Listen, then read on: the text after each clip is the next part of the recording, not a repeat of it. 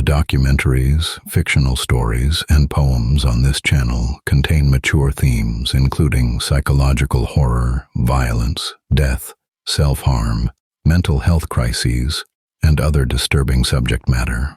If you're sensitive to dark content, this may not be for you.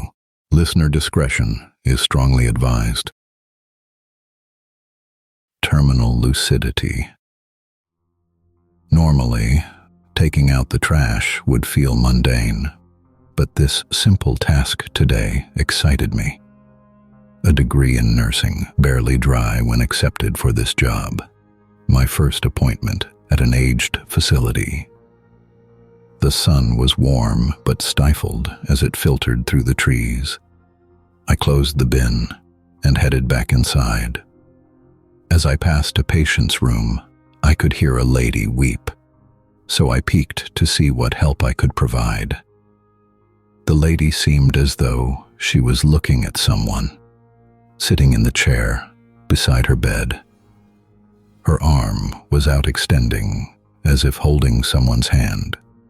And through her tears, "I love you too," she said. Glancing at her chart, just to know her name. "Good morning, Annie. How are you today?" She looked at me and smiled, then said, "Very well indeed. My husband's visiting for my birthday." Again, I checked her chart and noted she was right. Her date of birth today, just as she'd said. As she returned attention, back to the empty chair, and her guest that she saw sitting by her bed. Reading through her file, her condition I observed. Alzheimer's had caused her mind severe decay. But beside her next of kin, husband George, was neatly typed. Bracketed deceased. He'd passed away. As I watched Annie interact with no one I could see, an extra guest her lap had occupied. A cat, a pet for therapy, who roamed the home at will, was comfortably purring at her side. With one hand holding George's hand and one hand on the cat, Annie laughed and giggled happily. "So, how is George?" I asked her as she smiled at me again. "It's so wonderful he's come to visit me." "I'll leave you two alone, my dear," I told her as I turned, but what she asked me stopped me in my track. "I've not seen you here before, so I guess you must be new," sending a cold shiver up my back. A warning of impending doom. The fact that I was new was something Annie shouldn't have recalled. What unexpected clarity for dementia so advanced. Terminal lucidity, it's called. Trying not to show her the distressed look on my face. "My name is Lynn, and this is my first day." "Well, this is my cat Paws. I haven't seen him in a while. He lives here too. He came here as a stray. He's a lovely kitty, Annie, and I'm glad to meet you all. But I best be off before they hunt me down." "Thank you for your visit. George and I are glad you came.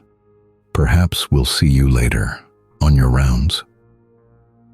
I headed to my office, not knowing how to feel.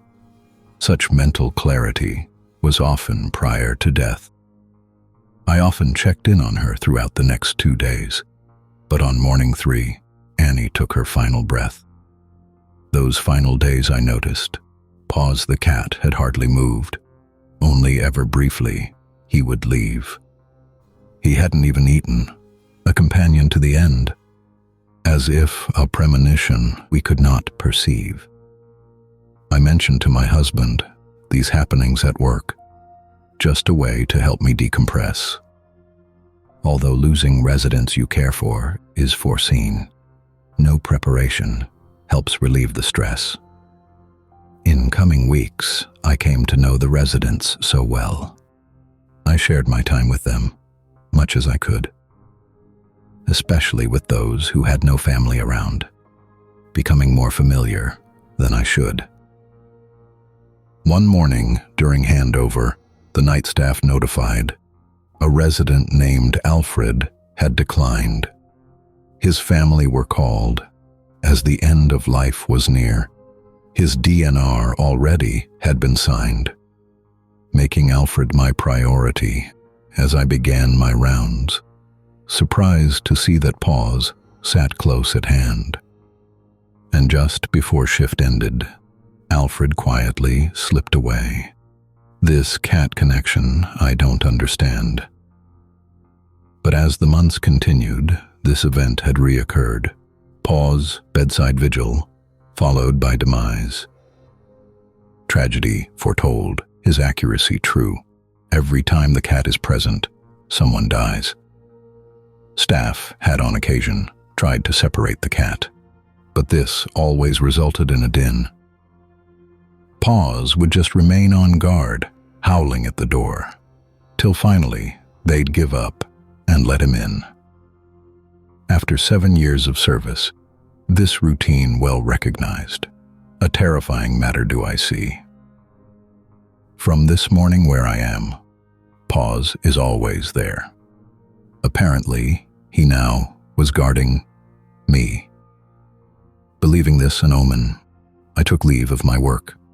In emergency, I spent the afternoon. But the doctors could find nothing. After tests, they sent me home to ponder on my predetermined doom. I couldn't tell my husband. He'd think I'd lost my mind. So my sleepless night spent organizing thoughts. With only days remaining, I had little time to waste. Resolute on my affairs, I had to sort. And still all day, right by my side, the cat would spend his time. A stark reminder of my coming fate.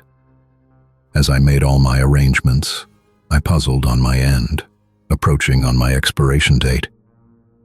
Startled as the phone rang, I gathered up my mind, but the conversation bordered on absurd. In disbelief, I listened as I tightly held the cat. Confused as the caller spoke his words. Unable to believe, with sinking heart, I listened close. He notified sad news, respectfully.